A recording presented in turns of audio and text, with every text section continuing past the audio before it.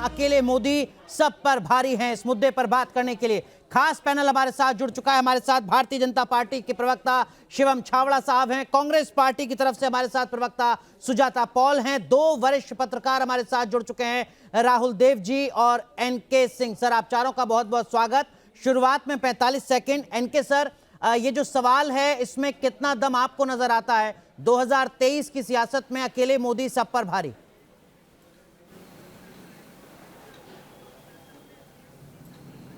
हाँ, बिल्कुल सही कहा आपने। ये 3 राज्यों में जो हुआ है उसमें पोल परसेंटेज आप देखिए, एक व्यापक जंप है, बड़ा जंप है जो मध्य प्रदेश में है। 8% का, 7.5% का जंप है और ये आदर्श से मिला है। कांग्रेस ने अपना रिटेन किया है लेकिन ये आदर्श से मिला है। लगभग बाकी दोनों राज्यों में भी यही हुआ है कि आदर्श के वोट कांग्रेस को न मिलके बीजेपी को मिले हैं, आदर्श का कम हो गया है। इसका मतलब सही टाई अप की जरूरत है, social tie up, political tie up. अब तेलंगाना में आप देखेंगे बीजेपी ने अपने वोट परसेंटेज को काफी ज्यादा बढ़ाया है। आप ताज्जुब करेंगे कि 7% बीजेपी का वोट बढ़ा है जी। तो ये मतलब है कि अगर 7% बीजेपी का तेलंगाना में बढ़ रहा है और सीटें 1 से 8 आ रही हैं, तो इसका मतलब मोदी का एक ओवरआर्किंग इन्फ्लुएंस है जिसकी वजह से ये सीटें बढ़ी। सुजाता पॉल, इस सवाल में कितना दम आपको नजर आता है और अगर दम नजर नहीं आता है तो उसके पीछे का आधार क्या है आपका? 45 सेकंड।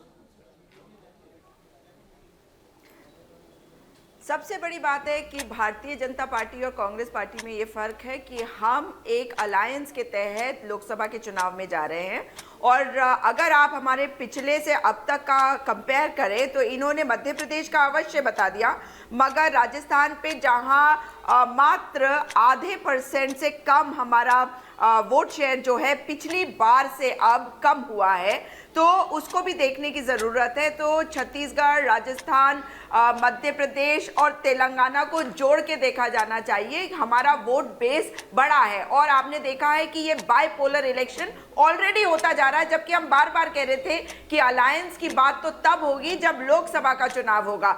इसलिए आगे आगे देखिए होता है क्या, और कंसोलिडेशन होगा और कांग्रेस पार्टी इंडिया अलायंस के तहत बहुत मजबूती से आगे आएगी। ठीक है राहुल देव सर, जमहूरियत में तो कहा जाता है सर गिने जाते हैं, वोट प्रतिशत बढ़ गया, क्या वाकई ये बहुत बड़ी उपलब्धि हो सकती है कांग्रेस पार्टी के लिए? 45 सेकंड सर।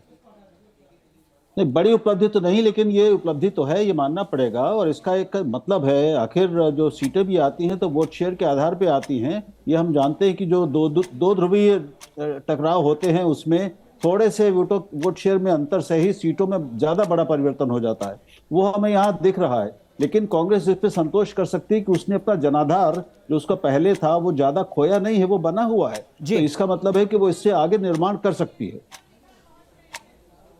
ठीक है शिवम, क्यों बीजेपी अति उत्साहित है 2024 के लोकसभा चुनाव में, खासकर इन 4 राज्यों के विधानसभा चुनाव के नतीजे के बाद, और क्यों बीजेपी का हर कार्यकर्ता ये कह रहा है कि मोदी हैं तो मुमकिन है, अकेले सब पर भारी हैं?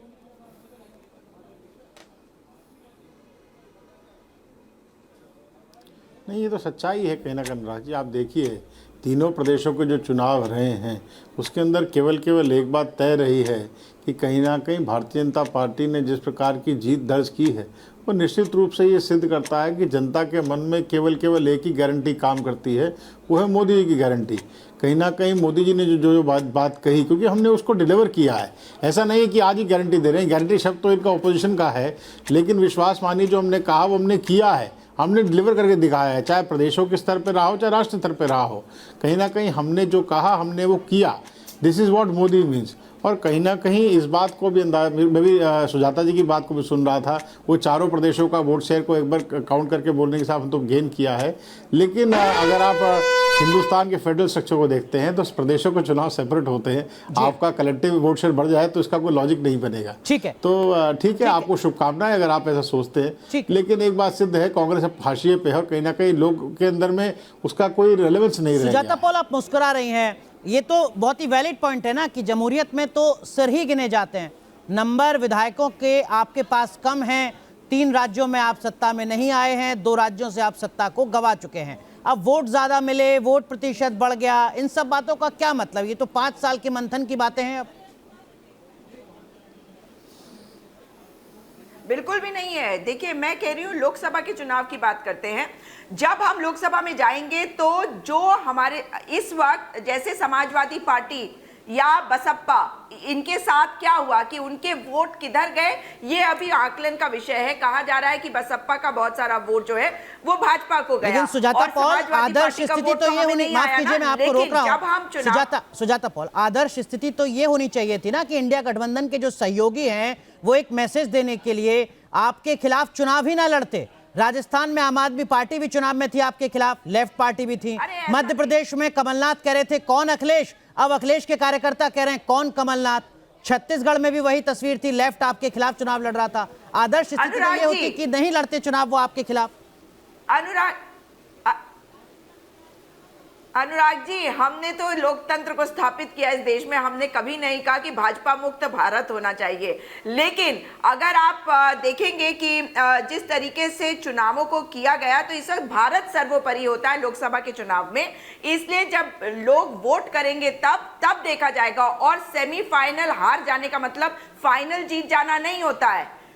और उल्टा अगर सेमीफाइनल आप हार गए तो आप फाइनल हार नहीं रहे। आगे आगे देखिए कि होता है क्या, क्योंकि अब फाइनल जो है वो होने वाला है। एक सेमीफाइनल हम जीते थे, कर्नाटक और हिमाचल प्रदेश। दूसरे सेमीफाइनल में इनको तीन राज्य मिले, हमें एक राज्य मिला है और बहुत बड़ी बढ़त से मिला है तेलंगाना। जो बात कांग्रेस की प्रवक्ता कह रही हैं, जाहिर सी बात है हर प्रवक्ता की मजबूरी होती है अपनी पार्टी का बचाव करे। सुजाता जी की जगह अगर शिवम छावड़ा की स्थिति ऐसी होती तो वो भी यही बात कह रहे होते।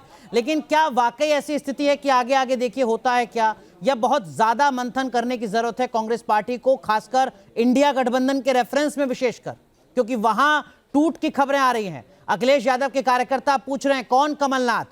जेडीयू की तरफ से बयान आ रहा है कि नीतीश कुमार की अगुवाई में इंडिया गठबंधन को लीड करना चाहिए। केसी त्यागी जेडीयू के बड़े नेता हैं, वो कह रहे हैं कि सबसे ज्यादा लोकप्रिय अगर कोई नेता है तो वो प्रधानमंत्री नरेंद्र मोदी। बिल्कुल सही कहा आपने, बिल्कुल सही कह रहे हैं। देखिए ऐसा है अनुराग कि पहले तो एक ये डिस्कोर्स डिरेल ना हो जाए। मध्य प्रदेश में कांग्रेस ने 0.5% लूज किया है और छत्तीसगढ़ में 0.3% लूज किया है। इसलिए यह चर्चा कहीं गलत आंकड़ों में न चला जाए, और यह मेरा प्रिय सब्जेक्ट है, इसलिए मैंने सोचा कि सुधार कर दें। अब कांग्रेस के लिए मजबूरी क्या है? कांग्रेस को आत्ममंथन करना होगा और बड़े ही शालीनता से यह स्वीकार करना होगा कि ऑर्गेनाइजेशनल स्ट्रक्चर वीक है। आप जो अदर्स के वोट हैं वो आप नहीं ले पाए, नरेंद्र मोदी या उनके लोगों ने वो हासिल कर लिया, क्योंकि ऑर्गेनाइजेशनल स्ट्रक्चर कमिटेड कैडर था।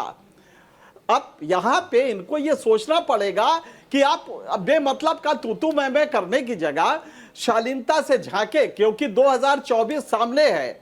और अगर लोकसभा यहां राज्यों में ये परफॉर्मेंस है तो लोकसभा में क्या होगा 2019 याद कीजिए जी।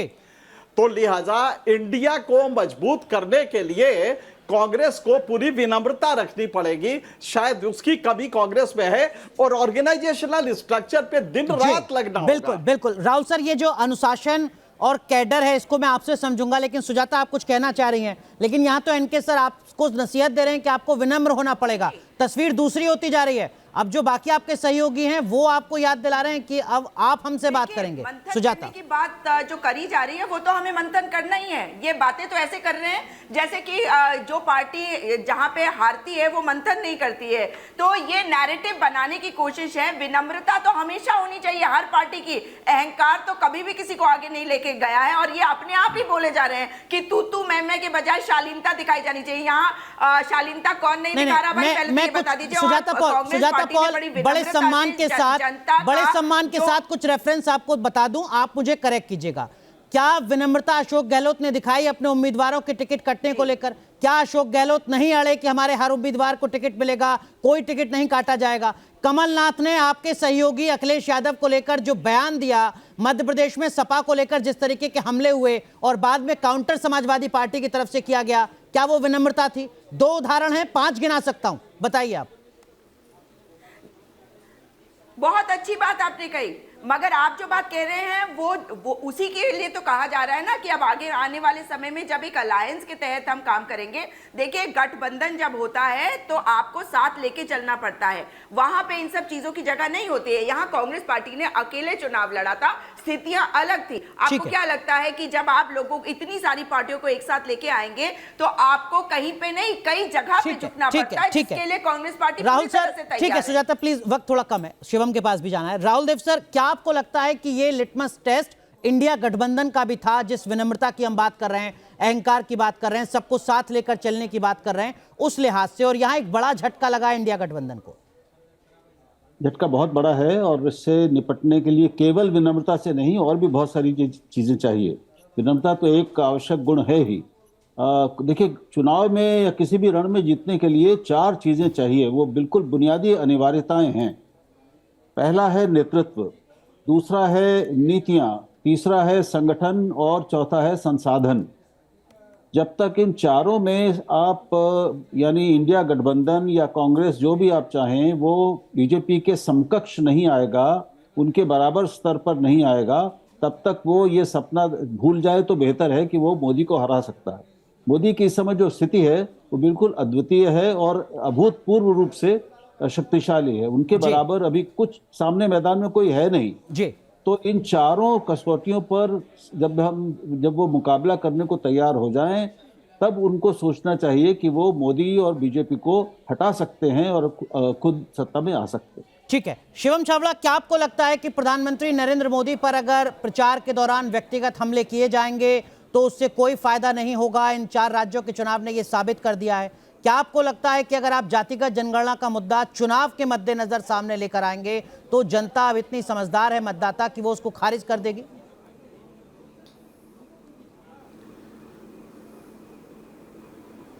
अनुराग भाई, अभी आप शब्द का प्रयोग कर रहे थे अहंकार। अहंकार का पर्यायवाची होता है घमंड। मैं तो इस अलायंस को घमंडिया अलायंस कहता हूँ। कहीं ना कहीं ये देखना चाहिए कि जिन जहाँ पे जो नेता हैं पार्टियों के, सबकी महत्वाकांक्षा प्रधानमंत्री बनने की है, लेकिन सच्चाई ये है कि सारे एक मंच पर आते नहीं हैं। अभी आपने कहा कि साहब कमलनाथ जी के विषय में अखिलेश जी ने क्या कहा, अखिलेश जी ने कमलनाथ जी के विषय में क्या कहा, ये इमैटेरियल टॉक है। उसका कारण है कि सबकी अपनी महत्वाकांक्षाएं बहुत परिपूर्ण हैं और कहीं ना कहीं इसके मतलब इनका जो आप बेसिस देखिए ना साहब, एनके सिंह जी और मुझे लगता है राहुल जी बहुत वरिष्ठ पत्रकार हैं और शायद इसको ज़्यादा तरीके से डिकोड कर पाएंगे। पहले भी 19 के चुनावों में भी इस प्रकार का प्रयास हुआ कि सारे दल इकट्ठा हो गए प्रधानमंत्री मोदी जी के खिलाफ में, लेकिन उसका निष्कर्ष क्या निकला ये सबके सामने है। देश ने उनको बता दिया कि प्रधानमंत्री मोदी जी के नेतृत्व के सामने आपकी जो महत्वाकांक्षा है या आपकी जो अपेक्षा है या उसको कह सकते हैं झूठा आपका जो प्रचार प्रसार था वो कहीं ना कहीं धराशायी हो गया। सुजाता, आप कुछ कहना चाह रहे हैं? इस बात मैं एक सवाल उसमें आपसे ऐड करना चाह रहा हूं, आप जवाब दीजिएगा। ठीक है, विकास युक्त यार राजनीति के सामने आप बौने साबित हो गए। ठीक है शिवम। सुजाता, 2014 में जब प्रधानमंत्री नरेंद्र मोदी की केंद्रीय राजनीति में एंट्री होती है तब बीजेपी 7 राज्यों में थी। 2023 में लोकसभा चुनाव 2024 के ठीक पहले 17 राज्यों में बीजेपी है। 7 से 17 का सफर बीजेपी ने तय किया है। आपको नहीं लगता कि ये एक बड़ी चुनौती है जिस पर सिर्फ मंथन से काम तो नहीं चलेगा, बैठकों से काम तो नहीं चलेगा, आमूलचूल बदलाव की जरूरत है? देखिए, बिल्कुल आप सही कह रहे हैं कि केवल बैठकों से काम नहीं चलेगा, लेकिन बैठकों में स्ट्रैटेजी बनाई जाती है, उनको इंप्लीमेंट किया जाता है। 7 से 17 जब ये आए हैं तो निश्चित तौर पे हमारे को देखना पड़ेगा कि कैसे ये सरकारों को गिराते हैं, कैसे इनकी स्ट्रैटेजी जो है उसको हमें डिफेंड करना है। बिल्कुल सही कहा आपने, लेकिन प्रधानमंत्री बनने की बात जो करी जा रही है कि सबको बनना चाहते हैं, तो ये बिल्कुल गलत है। देश सर्वोपरि है और जातिगत जनगणना के खिलाफ एक नैरेटिव बनाने की कोशिश भारतीय जनता पार्टी की वो फेल हो चुकी है, क्योंकि ये बाइपोलर हो चुका था इलेक्शन। और आपको आंकड़े बताएंगे, एक राष्ट्र एक चुनाव की बात करते हैं तो आप बताइए कि अभी तो क्या सुजाता जी आप नीतीश कुमार जी को प्रधानमंत्री बनने के लिए तैयार हैं? चुनाव लड़वा दिया। आप नीतीश कुमार जी के समर्थन में है क्या? प्रधानमंत्री आप ममता बनर्जी के समर्थन में है क्या? एक हो गई थी, बता मगर दीजिए। गठबंधन नहीं आप अरविंद केजरीवाल साहब के समर्थन में है क्या? बनाया गया बता है, दीजिए, देश को तो पता लग जाए कि आपका नेता कौन है। ये साफ हो जाएगा कि कौन से असली मुद्दे हैं। देखिए, 2 राज्य में ओपीएस ऑलरेडी लागू है। अब ओपीएस के साथ क्या किया जाएगा अब ये बताएंगे और तब पता चलेगा कि छत्तीसगढ़ और राजस्थान में जो शिक्षक कर्मचारी है उनका क्या है। एनके सर, 8 ऐसे राज्य, बड़े राज्य जहां पर कांग्रेस और बीजेपी का सीधा मुकाबला होता है, उन 8 में से अब 6 राज्यों में बीजेपी सत्ता में है, 2 राज्यों में सिर्फ कांग्रेस पार्टी बची है, कर्नाटक और हिमाचल प्रदेश। क्या आपको लगता है कि वाकई इससे कांग्रेस के कार्यकर्ताओं का मनोबल बढ़ रहा होगा या गिर रहा होगा? साथ ही साथ क्या आपको लगता है कि इसका असर इंडिया गठबंधन में कांग्रेस की बार्गेनिंग कैपेसिटी पर नहीं पड़ रहा होगा?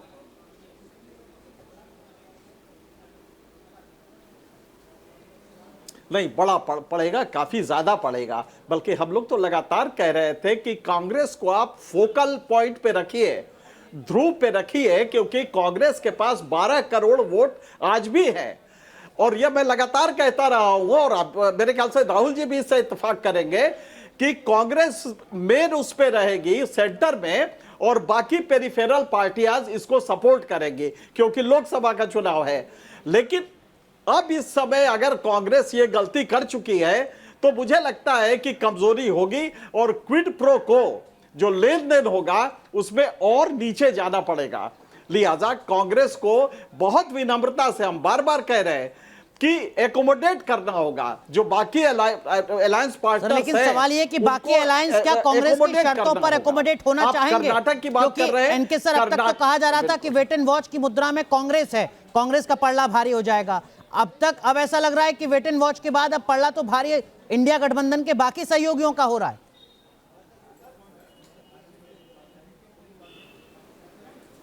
बिल्कुल सही कहा आपने, ये संशय मुझे है, लगातार एनालाइज हम लोग कर रहे हैं कि अब ये कांग्रेस की वो जो बार्गेनिंग पोजीशन है वो कम हो गई है।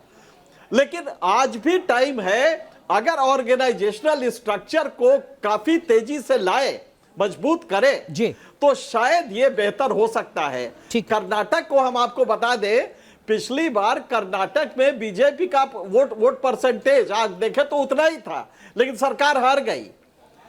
यहां पे देखना होगा कि अलायंस पार्टनर किस तरह से एकोमोडेट किए जाते हैं कांग्रेस द्वारा। ठीक है राहुल सर, ये जो ब्रांड मोदी है, क्या आपको लगता है कि ये हर बीतते चुनाव के साथ और ज्यादा मजबूत हो चुका है, और यही अपने आप में एक बड़ी चुनौती है कांग्रेस पार्टी के सामने? ब्रांड मोदी बहुत बड़ी चुनौती है, और इस चुनाव ने सिद्ध कर दिया है कि इस समय इससे बड़ा ब्रांड कोई भारतीय राजनीति में नहीं है।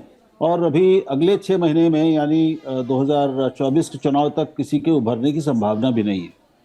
तो ये भी एक बहुत बड़ा कारण है कि बीजेपी को जीत मिलती है, क्योंकि मोदी के सामने कुछ नहीं है और या कोई नहीं है, कोई चेहरा, कोई उतने कद का व्यक्तित्व, कोई विपक्ष में जो उनके थोड़ा आसपास भी हमें दिख रहा हो, जिसकी ऐसी देशव्यापी लोकप्रियता हो और एक विश्वसनीयता उनकी अब बन गई है। हमें ये सत्य मानना पड़ेगा इस बार कि जब मोदी कहते हैं कि मोदी गारंटी है, तो लोग उसको ज्यादा विश्वास करते हैं, बजाय अपने मुख्यमंत्रियों के जो स्वयं शासन में हैं, जो दे रहे हैं। बहुत संक्षेप में आप कुछ कहना चाह रही हैं? शिवम, आपके पास भी आऊंगा 10 सेकंड। सुजाता पॉल जी, देखिए, अकोमोडेट करने की बात पर हमारे नेता पहले ही कह चुके हैं कि हम हर तरीके से अकोमोडेट करने के लिए तैयार हैं और करेंगे। ठीक है, इसके अलावा कोई विकल्प भी नहीं बचता है। सुजाता प्लीज, वक्त थोड़ा कम है। शिवम, फाइनल कमेंट आपका। मगर सुनिए शिवम, सुजाता प्लीज माफ कीजिएगा, वक्त कम है। Shivam, final comment. मैं केवल ये कह रहा हूँ कि मध्य प्रदेश, छत्तीसगढ़, राजस्थान में जो मैंडेट मिला है वो भ्रष्टाचार के विरोध में है, जो मैंडेट मिला है वो तुष्टीकरण के विरोध में। कहीं ना कहीं लोगों ने जातिवाद से ऊपर उठ के वोट दिया है। इसी का नतीजा है कि तीनों प्रदेशों में भारतीय जनता पार्टी ने पूर्ण बहुमत की सरकार दोबारा बनाई है। और जहाँ तक बात मध्य प्रदेश की, तो प्रो इनकम्बेंसी का एक अलग सा एक मुझे मॉडल लगता है कि हमने दिया है। तो प्रधानमंत्री मोदी जी के नेतृत्व में 24 के अंदर एक बार फिर मोदी सरकार हम बनाने जाएंगे। इसमें बहुत बहुत शुक्रिया आप चारों का।